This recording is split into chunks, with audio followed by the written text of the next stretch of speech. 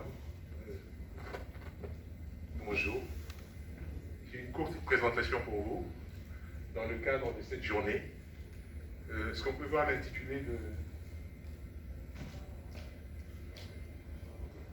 Donc, ma courte présentation aura pour thème les défis de la maximisation des recettes de la ville-province de Kinshasa grâce au numérique. Avant d'arriver à ce défi, je dois d'abord vous dire par où tout ça a commencé. Tout est parti de l'expression de la vision du chef de l'État. Son Excellence, Monsieur le Président de la République, Félix Antoine Tshisekedi Tshilombo, a décliné lors à la fois de sa campagne, mais aussi au moment de sa prise des fonctions, la thématique, la vision suivante. Est-ce qu'on peut voir la slide qui suit?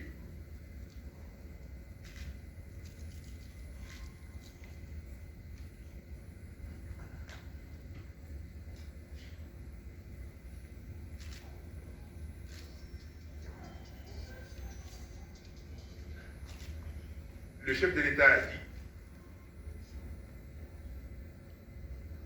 la slide d'après, oui. La vision est celle-ci, faire du numérique congolais un levier d'intégration, de bonne gouvernance, de croissance économique et de progrès social. Donc on a quatre éléments dans cette expression de vision. On a d'abord l'intégration, la bonne gouvernance, la croissance économique et le progrès social. Donc ça a été l'expression de la vision du chef de l'État, et le conseiller spécial en matière en charge du numérique a réuni une équipe des Congolais autour de lui pour pouvoir donner corps à cette vision.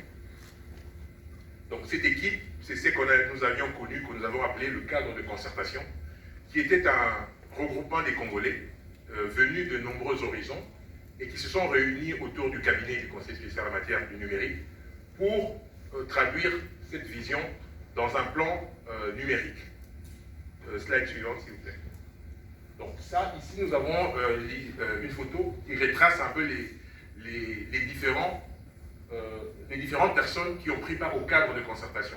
C'était un cadre de concertation congolais, donc il y avait au total une cinquantaine de personnes qui ont concouru à cela, et un seul étranger, c'était notre ami sénégalais, Dr Lee, qui était à Kinshasa dans le cadre d'un projet du numérique dans la santé et que nous avons reçu dans le cadre de ce groupe de travail. Donc ce groupe de travail a pris 4 mois et à l'issue de ces 4 mois, nous avons traduit la vision du chef de l'État dans un document que nous avons nommé Plan national du numérique Horizon 2025. Slide suivante. Donc effectivement, c'est le plan que nous connaissons maintenant parce qu'il a été promulgué le 5 septembre 2019. Ce plan a été validé après 3 jours d'atelier et par près de 400 Congolais venus de tous les horizons, et nous avions également la chance d'avoir ce jour-là dans la salle quasi tous les gouverneurs des régions. Donc c'est un document, je dirais, national au sens physique. Il a été validé par près de 450 personnes et tous les gouverneurs des régions étaient là, donc qui fait de notre plan national du numérique vraiment, je dirais, à la fois la vision du chef de l'État, mais le document qui a été accepté par tous les Congolais. Alors, qu'est-ce que contient ce plan national du numérique? Le plan national du numérique contient et repose sur 4 piliers. On peut voir la slide suivante. Il contient 4 piliers. Donc, les infrastructures, les contenus, les usages applicatifs et la gouvernance et la régulation. Que veut dire ces 4 piliers? Infrastructure, il faut juste comprendre que il faut qu'Internet soit de meilleure qualité et moins cher. C'est vraiment la façon la plus simple d'expliquer le fait qu'aujourd'hui, évidemment, il y a un paramètre important. Quand nous disons infrastructure, il faut considérer que l'électricité fait partie de l'infrastructure zéro. Donc très souvent, on nous dit, mais vous parlez d'infrastructure, il n'y a pas de courant. Mais effectivement, l'énergie, c'est aussi compris dans les infrastructures. Donc ici, on veut avoir un Internet stable, moins cher et de même qualité sur toute la République du Congo, pas seulement à Kinshasa. Le contenu, c'est une vision économique. Le numérique, ce n'est pas une lubie. On ne le fait pas pour qu'on soit mieux classé dans un classement et tout, non.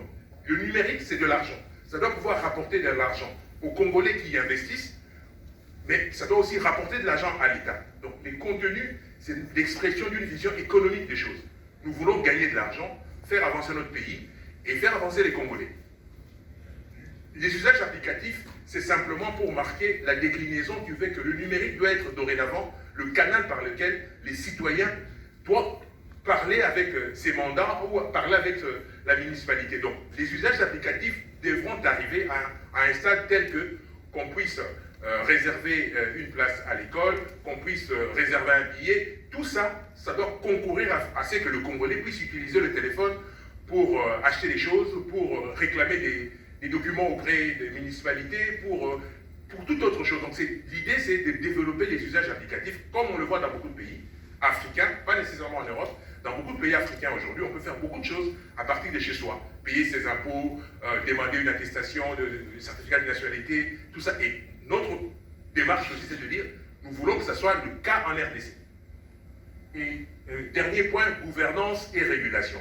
Sujet important parce que le numérique, avant que le conseil spécial soit nommé, n'était repris dans aucun document officiel. Donc, au mois de juin, juillet, août, septembre, quand nous avions commencé à travailler sur le plan numérique, on a d'abord cherché à comprendre qu'est dit la loi, qu'est dit les textes de la RDC. Nulle part il y avait un mot numérique. Donc, quelque part, au travers de ce travail, nous avons un peu défini le numérique au sens congolais, qui n'est pas différent des autres pays. Mais également, nous avons dit, bon, comme il n'y a pas de numérique dans les documents, manifestement, il n'y a pas de gouvernance aussi. Donc, notre proposition, nous avons fait une proposition sur la gouvernance du numérique. Qu'est-ce que nous avons dit? Nous avons dit qu'il faut une gouvernance à deux niveaux. Premier niveau, un conseil national du numérique, qui est présidé par un chef de l'État avec quelques ministres.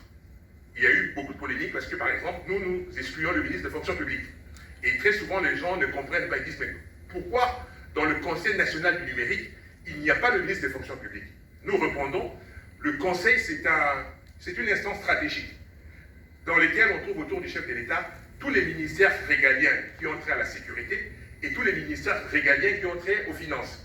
Ce n'est pas la place, c'est pas péjoratif, mais ce n'est pas la place pour venir compter les fonctionnaires. C'est vraiment un niveau très élevé stratégique. Lorsque nous avons dit ça, au mois de septembre 2019, il y a eu beaucoup de personnes qui sont allées dans tous les sens, dans les médias, pour dire oui, c'est pas bien et tout et tout. Mais nous savions ce que nous étions en train de proposer. Malheureusement, la pandémie est arrivée. Et quand la pandémie est arrivée, qu'est-ce que nous avons constaté? Nous avons constaté que dans tous les pays du monde, à commencer par les États-Unis, la Russie, la Chine, ce sont les chefs de l'État qui ont pris en main la riposte contre la pandémie. Et qu'est-ce que nous avons également constaté? C'est que la pandémie a permis un accroissement des outils numériques. Donc en réalité, le numérique, c'est vraiment stratégique. Ça n'a rien à voir, c'est pas péjoratif quand nous disons que ça doit être mis au niveau du chef de l'État, c'est parce que c'est lui qui est en charge de l'essentiel du pays. Il y a 2 jours, le président Poutine vient de décider à ce que toutes les données d'une agence médicale soient classifiées. Cette nouvelle est arrivée, mais peu de gens ont compris le sens de cette nouvelle. Ça veut simplement dire ceci, c'est que le numérique repose sur les données. Et lorsque la Russie, le chef de l'État, décide à ce que les données vraiment d'une agence médicale banale soient classifiées, ça veut dire qu'en réalité, le numérique est au niveau du chef de l'État. Donc, la polémique qu'il y a eu ici entre CNN, pourquoi pas, n'a plus de sens parce que le monde entier nous démontre que nous devons mettre notre stratégie numérique dans les mains du chef de l'État. Première instance de la gouvernance. Deuxième instance de la gouvernance, c'est l'Agence du développement du numérique. Elle a également fait couler beaucoup d'encre, beaucoup de polémiques et tout, mais la vérité finit toujours par arriver. Qu'est-ce que nous avons constaté après la pandémie? C'est que aussitôt la pandémie est arrivée, nous sommes rentrés en récession économique. De la crise sanitaire, on est passé en récession économique, et puis on est en crise sociale. Tous les pays du monde se sont retrouvés autour de leur gouvernement pour mettre en place des plans de relance au niveau de leur gouvernement. Effectivement, nous, dans notre déclinaison, on était au mois de septembre 2019, il n'y avait pas encore la pandémie, nous disions déjà à l'époque qu'il faut mettre l'agence du développement du numérique à instance de transversalité, c'est-à-dire, si ce n'est pas chez le chef de l'État, ça doit être chez le Premier ministre. Beaucoup ont polémiqué dessus en disant oui, pourquoi pas chez le ministre de pététique, pourquoi pas chez le ministre. Mais non, le numérique concerne la santé, C'est-à-dire lorsque on regarde les vaccins, on regarde la problématique des vaccins, mais le numérique concerne l'argent. Lorsqu'on regarde la collecte des impôts et tout ça, donc service des finances, le numérique concerne l'identité. On va avoir une carte d'identité digitale, donc c'est le ministre de l'Intérieur. Et comment voulez-vous une matière qui va autant au-delà de la loi, qu'on puisse la restreindre au niveau d'un seul ministre? Donc ça, c'était aussi un débat qui a eu lieu ici, qui est tranché dans le monde entier. On peut continuer à avancer des arguments, mais qui ne tiennent pas. Aujourd'hui, l'agence du développement du numérique, c'est l'organe qui nous manque. Il faut cet organe-là, à très haut niveau, clairement chez le Premier ministre, sinon chez le Président de la République. Et ça va nous permettre de nouveau d'adresser tous les plans nécessaires. Évidemment, la crise nous a démontré que c'était très important. Donc, l'agence du développement du numérique, c'est vraiment c'est pas une trouvaille, ça existe dans beaucoup de pays. Au Maroc, ça s'appelle l'ADD, au Bénin, ça s'appelle ADN, au Sénégal, ça s'appelle ADIE. Donc, il y en a un peu partout. C'est pas une nouveauté congolaise, sauf qu'il faut bien la prendre en compte dans le contexte congolais. Et le contexte congolais veut que cette agence soit dans les mains de quelqu'un qui peut travailler avec tous les ministères. Donc, ça ne peut être que le Premier ministre parce que c'est à l'exécutif, ou chez le Président de la République. Donc, en gros, ça ce sont les 4 piliers expliqués rapidement de ce que nous avons fait. Mais il y a autre chose de plus important dans ce plan, c'est qu'on ne s'est pas limité à faire un plan. Je rappelle, à l'époque, il n'y avait pas de gouvernement. Donc, on ne pouvait pas non plus aller plus loin dans les aspects de la matière de l'exécutif. Qu'est-ce que nous avons? Nous avons associé à ces plans des projets. Slide suivant. Donc, il y a eu 68 projets prioritaires. Ces projets sont à échéance 2025. On n'avait pas dit à l'époque que c'était pour 2023. C'est 2025. Et 68 projets. Et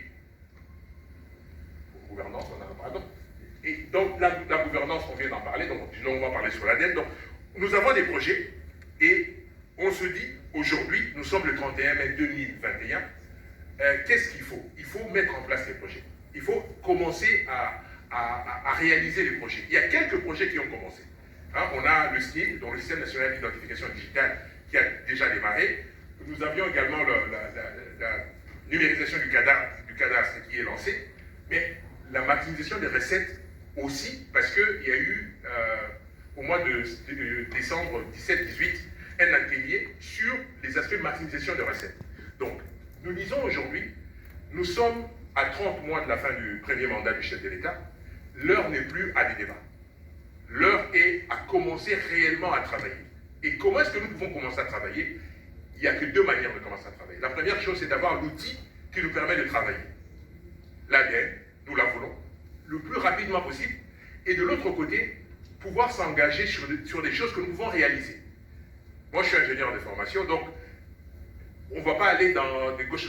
On choisit parmi les 68 projets, 10-15 projets, on dit chiche, on les réalise avant décembre 2023. C'est ça la vision que nous avons.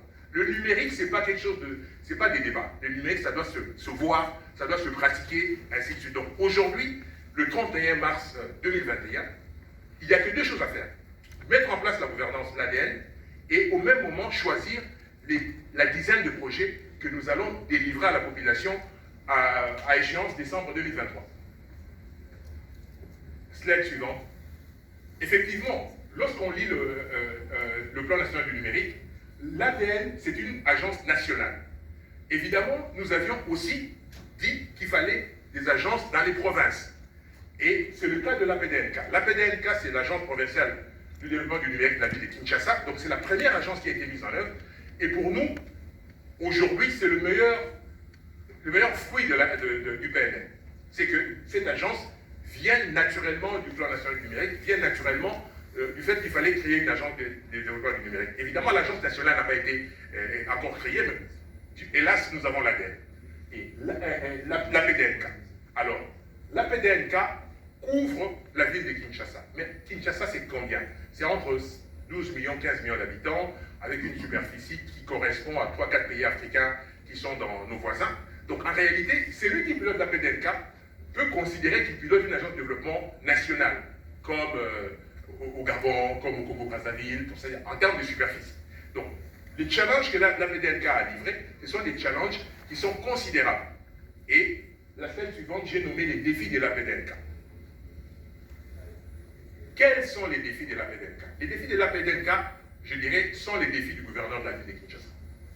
Une ville comme Kinshasa, une mégapole, Kinshasa, quatrième ville en Afrique, après le Caire, Lagos, Johannesburg et Kinshasa et puis Luanda. Qu'est-ce que nous avons comme défi? Nous avons le premier défi, c'est celui de la démographie. C'est un défi qu'il faut adresser. Mais le numérique peut aussi aider à adresser ce défi. Nous avons un deuxième défi important qui est, je dirais, élémentaire, c'est que tout ce qui a trait à l'environnement, à la propriété, King Bopeto, c'est aussi des défis que des grandes métropoles ont. Kinshasa a des défis de sécurité, il faut la sécurité, a des défis de transport, il faut des transports en commun dignes, en nombre suffisant, et ainsi de suite. Il a un défi de l'enseignement, de l'encadrement des jeunes filles, des écoliers. La pandémie nous a démontré que les enfants pouvaient rester à la maison. Donc, il y a plein de défis. Il y a des défis d'approvisionnement agricole, il faut que les habitants de Kinshasa mangent. Et dans tout ça, on verra que le numérique peut apporter des réponses. Mais on ne peut pas se permettre aujourd'hui de parler transport, éducation, sanitaire, propriété, si les quais sont vides. Je n'ai pas voulu vous montrer la slide parce que ça n'allait pas nous faire plaisir. J'ai juste pris les 10 plus grandes villes africaines et j'ai mis à côté le nombre de la population et les budgets municipaux. Vous allez vous rendre compte que quand vous regarderez cette liste-là, Kinshasa dénote par rapport à Luanda, par rapport à Lagos, par rapport à Dar es Salaam, par rapport... On a un budget vraiment... Et pourquoi on a ces budgets si faibles? C'est parce qu'en réalité, la municipalité ne recouvre pas toutes ces taxes. D'où le sens de ma présentation de dire que c'est un défi. Un des plus grands défis aujourd'hui, c'est d'abord d'aider la municipalité à recouvrir l'argent qui lui est dû, les différentes taxes, les différents impôts. Donc, et là, le numérique va sincèrement aider la ville. Et c'est pour ça que nous disons, aussi sur le plan national, mais sur le plan provincial, c'est que il y a nécessité que l'APDNK puisse aider la ville à mettre en place toutes les techniques qui vont lui permettre de récupérer assez d'argent pour en retour donner un cadre de vie idéal à sa population. Donc le numérique, ça va être le levier par lequel la ville de Kinshasa va avoir les moyens enfin de faire sa politique de King Bopeto, sa politique sportive, sa politique d'éducation sociale et tout, mais il faut d'abord prendre l'argent. Donc c'est pour ça que cet après-midi ou après-moi, il y aura pas mal de présentations sur des solutions qui sont déjà implémentées, qui sont à implémenter, qui permettent à ce que la ville de Kinshasa puisse recueillir suffisamment d'argent, et une fois qu'elle aura eu suffisamment d'argent, elle pourra après faire toutes les politiques municipales que nous connaissons dans le monde entier. Donc, je termine ma présentation par là en disant simplement que le plan national numérique est là, il est maintenant connu, il est présenté, mais la meilleure des choses que nous pouvons faire, c'est de prendre l'engagement aujourd'hui et surtout de le demander au nouveau gouvernement de nous donner les moyens de pouvoir implémenter ces plans. Et les moyens, c'est simple, c'est une agence et la quinzaine des projets prioritaires, et puis on se donne rendez-vous en décembre 2023 pour faire le bilan. Merci.